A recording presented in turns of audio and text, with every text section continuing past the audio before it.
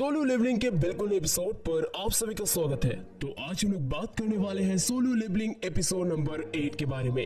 तो पिछले एपिसोड में हमने देखा जिन्हों एक ए रैंक के डंजन को देखने के लिए हंटर्स गिल्ड के माइनिंग ग्रुप में घुस जाता है और जैसे उसे मौका मिलता है वो बहुत ही तेजी से बॉस रूम की तरफ बढ़ने लगता है, लेकिन तभी चाही ना कर जिन्हों को पकड़ लेती है। लेकिन जिन्हों बहाना बना के चाही से अपना पीछा छुड़ा लेता है। इसके बाद जिन्हों एक बार फिर से माइनिंग टीम के साथ जुड़ जाता है। टीम लीडर यहाँ पर कहते हैं तुम खो गया, तुम्हें मिस चाही के साथ बात करने का मौका मिला। ऐसे अपॉर्चुनिटीज अपनी जिंदगी में बहुत ही कम आते हैं। मैंने जितना सुना है मिस चाही कभी भी ब्रेक नहीं लेती ताकि वो हमेशा बॉस के ऊपर नजर रख सके। जिन्हों अपने मन में कहता है इन लोगों ने अभी तक बॉस मॉन्स्टर को अपनी आंखों से नहीं देखा होगा, तो इन्हें अंदाजा भी नहीं कि एक बॉस मॉन्स्टर कितना खतरनाक हो सकता है। इसके बाद टीम लीडर कहते हैं मैंने सुना कि वो हंटर के स्मेल से हो सकती है और इसी वजह से वो हमेशा अपने नाक को रुमाल से ढक के रखती है। जिन्हों इसको सुनकर थोड़ा सा हैरान हो जाता है। जिन्हों को अचानक से रेड गेट वाले आइस एल्फ के बारे में याद आ जाता है। रेड गेट के अंदर जो आइस एल्फ का लीडर था उसने जिन्हों को कहा था कि उनके दिमाग में एक आवाज आता है जो इंसानों को मारने के लिए कहता है। जिन्हों इस बात को सोचकर अपने मन ही मन कहता है क्या ये दोनों इंसिडेंट एक दूसरे के साथ कनेक्टेड हो सकता है। मैं किसी हंटर की तरह स्मेल नहीं करता। क्या ये इस वजह से क्योंकि मैं एक प्लेयर हूँ? आखिरकार एक प्लेयर बनने का मतलब क्या होता है? देखते देखते यहाँ पर माइनिंग ग्रुप का काम खत्म हो जाता है। जिन्हों को अपने काम के पैसे भी मिल जाते हैं। कुछ लोग यहाँ पर जिन्हों की तारीफ करते हैं और कुछ लोग ऐसे भी थे जो जिन्हों से चल रहे थे। टीम लीडर यहाँ पर जिन्हों की तारीफ करके कहते हैं तुमने बहुत बढ़िया काम किया सर, तुम्हारी मदद से हम लोग 2 घंटे पहले ही काम खत्म कर पाए। मैं इतने सालों से बहुत सारे लोगों के साथ मिला हूँ लेकिन मैंने आज तक तुम्हारे जैसा कोई नहीं देखा। तुम सच में माइनर बनने के लिए पैदा हुए हो जिन्हों।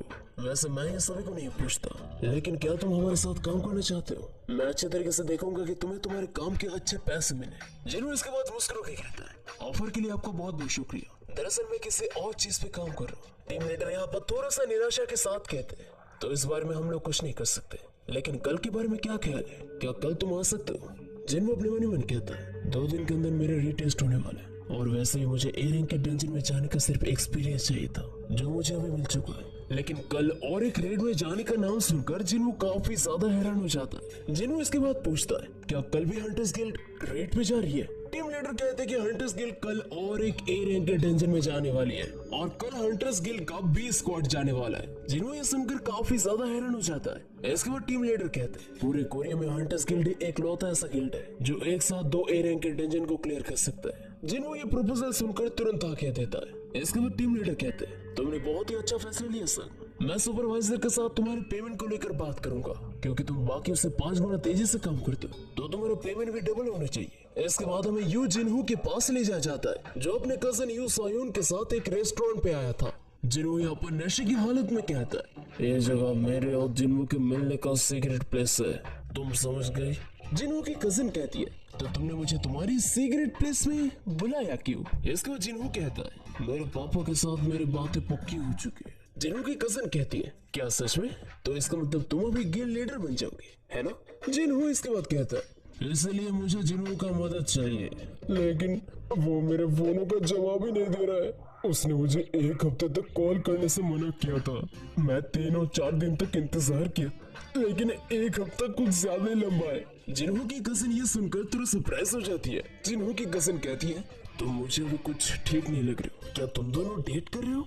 तभी अचानक से जिन्हों को टीवी पे एक खबर देखने मिलता है जहाँ पर हमें देखने मिलता है ली मिनसुंग नाम का एक स्टार हाल ही फिलहाल में हंटर बन के अवेकन हुआ है। जिन्हों ये देखकर काफी ज्यादा हैरान हो जाता है। जिन्हों कहता है इसका अभी तक टेस्ट भी नहीं हुआ, वो अभी से ऐसे उछल रहे जैसे कि वो S रैंक का हंटर बनेगा। लेकिन तभी जिन्हों की कजिन कहती है ये सिर्फ बस शो है, उसका टेस्ट ऑलरेडी हो चुका है और वो अभी एक A रैंक का हंटर है, वो बस शो अप करना पसंद करता है। वो जब स्टार्ट था उसमें पहले से ही बहुत ज्यादा ईगो था, अभी हंटर बनने के बाद पता नहीं वो क्या क्या करेगा।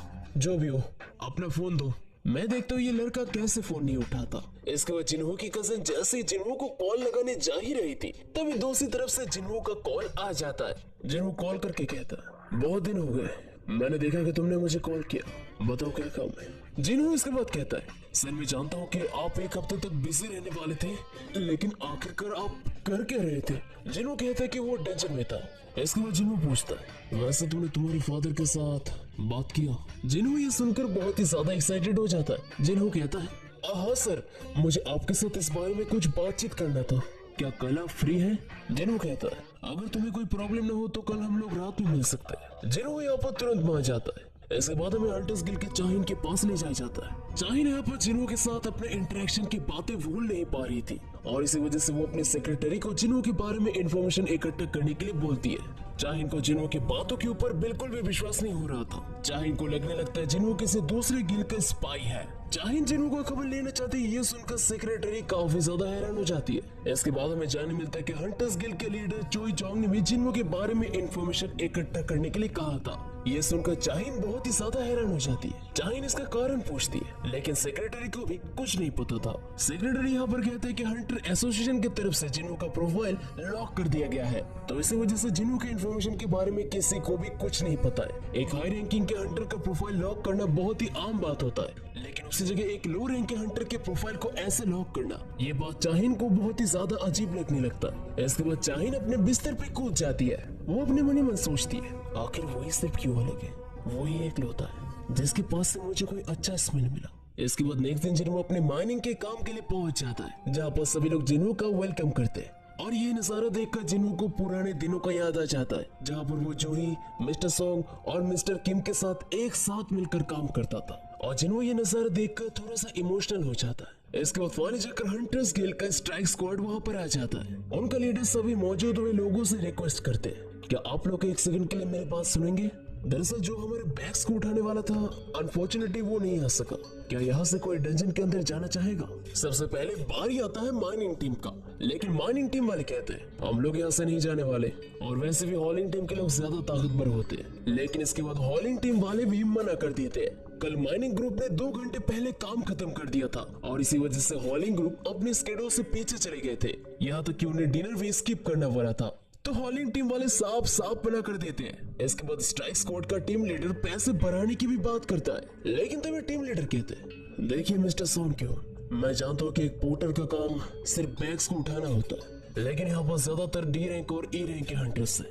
अगर कोई ऊंच नीच हो गया तो उन्हें अपना जान गंवाना पड़ेगा, और अगर वो लोग मारी जाते हैं तो वो लोग पैसों से क्या करेंगे? टीम लीडर सोन की-हून एक बार फिर से सभी से पूछता है, और तभी अचानक से जिन वो हाथ उठाता है, जो देखकर सभी लोग बहुत ही ज्यादा हैरान हो जाते हैं। सभी लोग मिलकर यहाँ पर जिन्हों को समझाने लगते हैं। सभी लोग कहने लगते हैं, जिन्हों एक बार फिर से सोच लो, तुम्हारे पास बहुत लंबी जिंदगी पड़ी हुई है। अगर तुम्हें डंजन के अंदर कुछ हो गया तो तुम इन पैसों को क्या करोगे? लेकिन जिन्हों सभी को दिलासा देके कहता है, आप लोग इतना चिंता मत कीजिए, मैं उतना भी कमजोर दिल वाला नहीं हूँ। जिन्हों का मेन टारगेट था उनके ऊपर नजर रख के उनके पैतरे को सीखना। इसके बाद स्ट्राइक स्क्वाड का लीडर सोन की-हून जिन्हों का रैंक जानना चाहते हैं। स्ट्राइक स्क्वाड का एक बंदा कहता है कि जिन्हों ई रैंक का हंटर है। उसी के साथ साथ वो सोन की-हून को दूसरा कोई हंटर को ढूंढने के लिए भी कहता है, लेकिन सोन की-हून कहता है कि इसका कोई भी जरूरत नहीं है। इसके बाद सोन की-हून और जिन्हों एक दूसरे से हाथ मिलाकर एक दूसरे को इंट्रोड्यूस करते हैं, और जिन्हों इसके बाद तैयार होकर डंजन के गेट के सामने आ जाता है। जिन्हों देखता है ये गेट कल से काफी बड़ा है। सोन की-हून यहाँ पर कहता है, आज का गेट जरूर बड़ा है, लेकिन इसका मैना लेवल लो है। अगर इसका मैना लेवल ज्यादा होता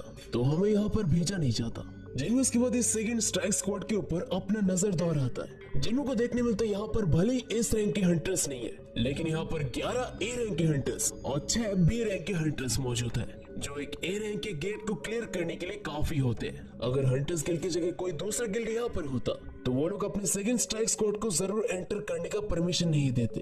और इसके बाद सभी लोग मिलकर एक साथ डंजन में एंटर करते हैं। जिन्हों भी गेट के अंदर एंटर करने के वक्त फील करता है कि इस गेट का महीना पिछले गेट से काफी गुना कम है, लेकिन उसी के साथ साथ जिन्हों को कुछ गड़बड़ भी महसूस होने लगता है। जिन्हों को एक बार फिर से रेड गेट की तरफ फील होने लगता है, लेकिन जिन्हों इसे इग्नोर करके अंदर चला जाता है। गेट के अंदर जाते ही एक लड़की जिन्हों को कहती है, तुम्हें यहाँ पर डरने की कोई जरूरत नहीं है, यहाँ पर सिर्फ सोन की-हून अकेला ताकतवर नहीं है, यहाँ पर हम सभी ताकतवर हैं। जिन्हों इस लड़की को देखकर समझ जाता है कि ये लड़की एक हीलर है।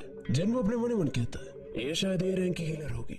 अगर जूही आज भी रेड पे जाती तो वो बेशक ऐसे डंजन में जा सकते थे। वो लड़की जिन्हों को फाइटिंग से दूर रहने के लिए कहती है और हमेशा उनके पीछे पीछे रहने के लिए कहती है। वो लड़की कहती है, हमारे बीच में एक कहावत है, अगर मेजर्स के ऊपर हमला होता है तो गलती टैंक्स का होता है, लेकिन अगर हमला हीलर्स के ऊपर होता है तो ये पूरे स्ट्राइक स्क्वाड का गलती है, लेकिन अगर पोर्टर के ऊपर हमला होता है तो ये पूरे गिल्ड का गलती होता है। जिन्हों ये सुनकर अपने मन मन कहता है, एक पोर्टर के ऊपर तभी हमला होगा जब स्ट्राइक स्क्वाड पूरे तरीके से खत्म हो जाएगा। इसके बाद हमें स्ट्राइक स्क्वाड का लीडर सोन की-हून के पास ले जाया जाता है। सोन की-हून अपने मन मन कहता है, एक लीडर के तौर पे ये मेरा पहला मिशन है, अगर मैं इसमें कामयाब हो गया तो मुझे स्क्वाड का परमानेंट लीडर बना जाएगा। भले मैं लीडर और वाइस लीडर की तरह उतना भी ताकतवर नहीं, लेकिन फिर भी मैं एक ही रैंक का हंटर हूँ और मैं ये कर सकता हूँ। तभी अचानक से उनके पीछे से तेजी से एक मॉन्स्टर आकर हमला करता है। वो सभी तुरंत लड़ाई के लिए तैयार हो जाता है, जिनमें उनके बैटल का फॉर्मेशन देखकर बहुत ही ज्यादा हैरान हो जाते हैं। किसी ने कुछ भी कमांड नहीं दिया था, लेकिन उसके बावजूद भी वो लोग लड़ाई करने के लिए तैयार हो चुके थे। और तभी अचानक से उनकी तरफ तेजी से कुछ आने लगता है। वो मॉन्स्टर जैसे सामने आते हैं, हमें देखने मिलता है ये कुछ फॉक्स टाइप के मॉन्स्टर्स हैं। सभी स्ट्राइक स्क्वाड के मेंबर्स अपने काम पे लग जाते हैं और एक के बाद एक सारे फॉक्स मॉन्स्टर्स को मारते जाते हैं। लेकिन इसके बाद भी उन लोगों का सिलसिला कम नहीं हुआ। वो फॉक्स टाइप के मॉन्स्टर लगातार आते रहे और तभी अचानक से एक हंटर बहुत ही ऊंचा जंप मार के बिल्कुल फॉक्स मॉन्स्टर्स के बीच में आ जाता है और अपने स्वॉर्ड की मदद से एक के बाद एक मॉन्स्टर्स को पेलते जाता है। और आखिर में फिनिशिंग टच देने के लिए एक लड़की आती है अपने फायर स्पेल के साथ, जो एक के बाद एक अपने फायर स्पेल की मदद से उन मॉन्स्टर के ऊपर हमला करते जा रही थी। और ऐसे करते करते सारे फॉक्स टाइप के मॉन्स्टर का काम खत्म हो जाता है। लेकिन उन्हें समझ नहीं आ रहा था कि आखिरकार एक ए रैंक के डंजन में एक सी रैंक का बीस्ट क्या कर रहा है। ऐसे एक ए रैंक के डंजन में सी रैंक के मॉन्स्टर का होना बहुत ही अजीब बात है, क्योंकि फूड चेन के हिसाब से इन लोगों का जिंदा रहना लगभग इम्पॉसिबल वाला काम होता है। इस टाइप के मॉन्स्टर ज्यादातर ताकतवर मॉन्स्टर के हाथों मारे जाते हैं, जिनमें तभी उन मॉन्स्टर के ऊपर अपना नजर दौड़ाता है और जिनमें कोई मॉन्स्टर के गले पे पट्टी का निशान देखने मिलता है। इसके बाद जिनमें कहते हैं कि ये सब कोई जंगली मॉन्स्टर्स नहीं है, दरअसल ये पालतू जैकल्स है, यानी कि किसी ताकतवर बीस्ट ने इन सबको कुत्ते की तरह पाला है। जिनमें ये सब देखकर अपने मन कहता है शायद मेरा गट फीलिंग सही था। और तभी अचानक से जिन्नो कुछ ही दूर से कुछ बड़े मॉन्स्टर्स को सेंस कर पा रहा था, जिन्नो के साथ साथ बाकी हंटर्स को भी इन सब का ऑरा महसूस हो जाता है। और हमें देखने मिलते हैं वहाँ पर बहुत सारे हाई ऑर्क्स आ जाते हैं, जो देखकर उन सभी के होश उड़ जाते हैं। उनमें से एक हाई ऑर्क बहुत ही तेजी से उनकी तरफ भाला फेंकता है। सॉन की तुरंत अपना शील्ड अपने सामने लाता है और इस भाले को डिफेंड करने की कोशिश करता है, लेकिन इस भाले को रोकने के चक्कर पे सॉन की का शील्ड ऑलमोस्ट यहाँ पर टूट जाता है। लेकिन इसके दूसरे सेकंड पे एक और मॉन्स्टर आकर अपने कुल्हाड़ी से सॉन क्यून के ऊपर हमला कर देता है। सॉन क्यून फिर भी अपने शील्ड से जैसे तैसे करके इसको ब्लॉक करता है। इसके बाद बाकी ऑर्क मॉन्स्टर भी बाकियों के ऊपर हमला कर देते हैं। सबसे पहले ऑर्क मॉन्स्टर मेजेस की तरफ जाने लगते हैं। सॉन क्यून सभी को वार्न करता है। यहाँ पर कुछ हंटर प्रोवोकेशन स्किल भी इस्तेमाल करते हैं, लेकिन इन मॉन्स्टर के ऊपर इनका कुछ भी फर्क नहीं पड़ता। मेजेस भी यहाँ पर अपना लड़ाई चलाते जाते हैं और एक ऑर्क मॉन्स्टर के ऊपर अपने फायर स्पेल से हमला करते हैं, लेकिन फायर स्पेल भी उनके ऊपर कुछ भी काम नहीं आता। वो ऑर्क तेजी से मेज की तरफ बढ़ने लगता है। तभी उस ऑर्क मॉन्स्टर को रोकने के लिए और एक मेज सामने आती है और वो अपने बाइंडिंग स्पेल से उस ऑर्क मॉन्स्टर को बांध के रखने की कोशिश करती है। वो लड़की कहती है कि वो सिर्फ 5 सेकंड के लिए इसको रोक के रख सकती है। इस मौके का फायदा उठाकर वो दूसरा मेज अपने समनिंग स्पेल इस्तेमाल करता है और आग पे लिपटा हुआ एक मॉन्स्टर को समन करता है। वो मेज अपने मन ही मन कहता है मैं एक बार में सिर्फ 2 मैजिकल पीस को समन कर सकता हूँ। अगर मैं एक को समन करता हूँ तो वो किसी ए रैंक के हंटर की तरह ताकतवर होगा, लेकिन मेरे समनिंग स्पेल के बाद मैं और कोई स्पेल यूज नहीं कर सकता और इन्हें थोड़ा सा भी डैमेज आ गया तो मेरा मैना खत्म हो जाएगा। और इसी वजह से मैं अपने दूसरे मैजिकल पीस को ट्रम्प कार्ड की तरह इस्तेमाल करना चाहता हूँ, लेकिन मेरा मैना अभी से बहुत ही कम हो चुका है। अगर मैंने दूसरा मैजिकल पीस भी समन कर लिया तो मेरा मैना पूरी तरीके से खत्म हो जाएगा। दूसरी तरफ बाकियों का हालत भी बहुत ही ज्यादा खराब था। हमें देखने मिलता है एक और मॉन्स्टर अपनी कुल्हाड़ी की मदद से एक हंटर के कंधे को ही काट के रख देता है, लेकिन पीछे से हीलर्स उन सभी को बैकअप देते जा रहे थे। सभी का लगभग कोई स्किल से इन ऑर्क्स के ऊपर काम नहीं कर रहा था और सभी लोग बहुत ही ज्यादा बेबस नजर आ रहे थे। टीम का लीडर सॉन की हुन भी काफी ज्यादा बड़ी मुसीबत में था। वो सभी को कहता है सभी लोग, ये लोग हमसे संख्या में ज्यादा है, इन लोगों ने हमें चारों तरफ से घेर लिया है, हमें इन सबको जल्द से जल्दी अलग अलग ग्रुप्स में डिवाइड करना होगा। किम शी-हुन यहाँ पर अपने मन कहता है और मॉन्स्टर अलग अलग तरीके के होते हैं और ये सभी ताकतवर कैटेगरीज के हैं। एक अकेला और एक ए रैंक के हंटर के समान होता है और हम लोग सिर्फ संख्या में कम नहीं, यहाँ तक कि हमारे बी रैंक के हंटर्स ए रैंक के हंटर जितने उतने भी ताकतवर नहीं है। और अगर चीजें और भी ज्यादा बिगड़ जाता है तो सबसे पहले बी रैंक के हंटर्स को मरना होगा। सभी लोग अपना अच्छे से ख्याल रखना।